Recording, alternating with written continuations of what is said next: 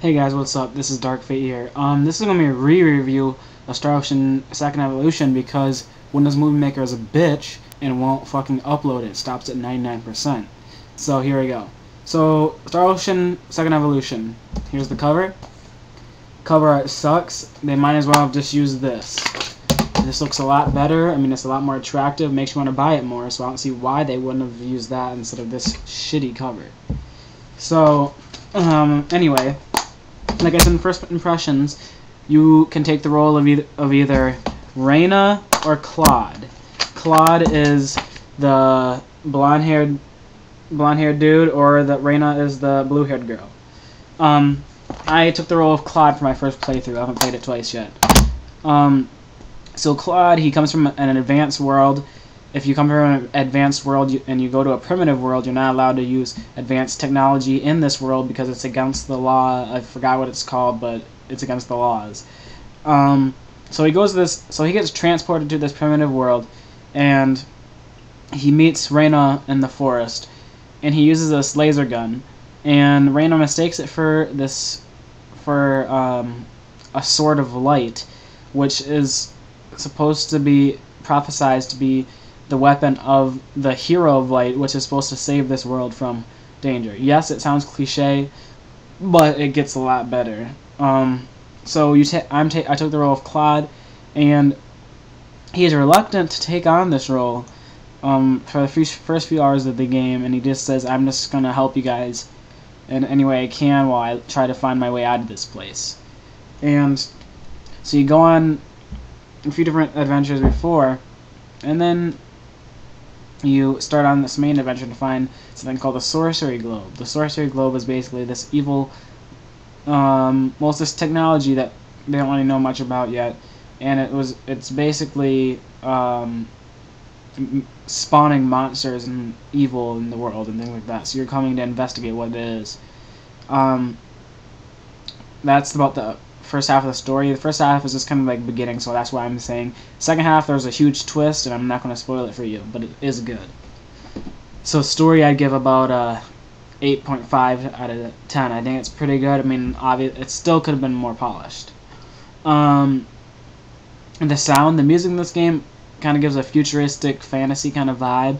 If you've played any other Star Ocean, you kind of know what I mean, except this, it's more fantastical than futuristic, but it's still very good. Also in the sound department, excuse me, I'm sick, is voice acting. Every single cutscene, which there is animated cutscenes and there is sprite in-game cutscenes. Most cutscenes are going to be sprite in-game cutscenes, but there are occasional animated cutscenes, both of which are voice acted. Every single sprite in-game cutscene is voiced that has to do with the main story, along with all the optional characters you meet on the way. So basically, I'd say about 95% of this game has voice acting, and it's very good voice acting. It has Spike Spencer in there for Claude, and he does a very good job. I don't know the other actors' names; they're not very familiar with me, but they're good. Let's move on to gameplay. So gameplay, if you're familiar with Star Ocean, it is a real-time gameplay system. You can control your character using the analog stick or the D-pad, and you tap the A button to do the regular attack moves, which in this game is a 3-hit combo, which changed from the original game of just doing a 1-hit attack. The 3-hit combo edition is kind of cheap because they didn't balance out the idea of 3-hit combos with the HP of the enemies, so you will be killing bosses extremely fast in the first half of the game. But you could have 4 people in your party at once. Their HP is about up to there on the screen, and it's split up obviously into 4 different sections to show the different HPs, meters, MP, etc., and their name at the top so you know who it is. You can cycle through different actions for your party members, or you can control them themselves and take the role of somebody else. You could use any of the 4 characters in your party in battle. The battles are quick. You can quick with a 3-hit combo. I think they added that because they wanted to make it a handheld port. Also, one thing is that the battles aren't rampant compared to something like Final Fantasy IV or older Final Fantasy games where it's like 3 steps and you have another battle. You can get from town to town with probably 1 to 2 battles in between. Until you get your vehicle, which then you won't have to have battles. Overall, I think the combat system is pretty good. It's with the three hit combo, it really diminishes the like the value of the battles because it makes it a lot easier. But it's still good. I mean, it's still fun, and it's still fun just to mess around with different things, see all the different animations for spells and all that. Graphically, this game, I think it's a carbon copy of the original. I'm not sure if they enhanced the graphics at all. If they did, it might probably just colorations of things. But the graphics are good. I mean, they have pre-rendered backgrounds, which look good, and then they have sprites for like all the people and all that. And then the animated cutscenes look great as well. What else? Some complaints I had about the game, obviously the 3-hit combo system I thought was kind of stupid in the sense that since they didn't balance out the HP to match the 3-hit combos, you're killing enemies at an extreme rate compared to what you would do in the original.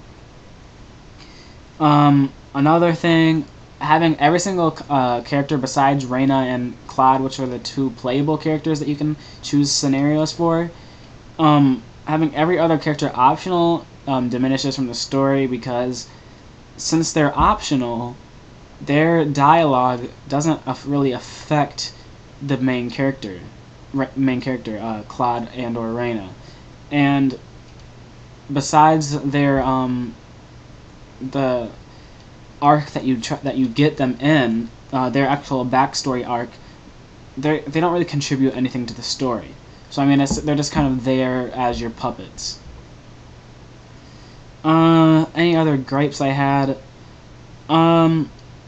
Nothing really. A lot of things I did like is the skill system, which basically there's a plethora of skills that you can choose from technology to appraising to music to sketching, writing, biology, all that, and each one does different status things, and also it goes hand in hand with the item creation. Item creation, basically you can create items from anything from cooking to writing to sketching to item appraising, so you could sell things, all that kind of thing.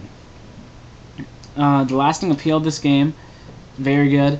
Since there's optional characters, a plus about it is that since you can go through the game with not getting every character, you can go through multiple playthroughs and actually try out different characters and see how their arcs happen, how their story happened, all of that, and I think that's great. Also, just some other things. I also like that you have 2 scenarios you can play. Claude, which is kind of like the outsider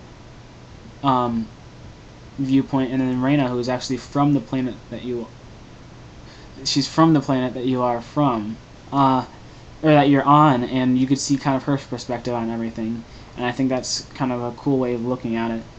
I think they have some extra dungeons. I'm not very sure about that. They also have 2 extra difficulties that you get after you're beating the game. So I mean, there's a lot of replay value, especially with the skill tree kind of thing, and I mean, I think it's really good. This is probably one of the best RPGs on the PSP, and if you have a PSP, I would definitely check it out. I'm going to give this a 9.2 out of 10.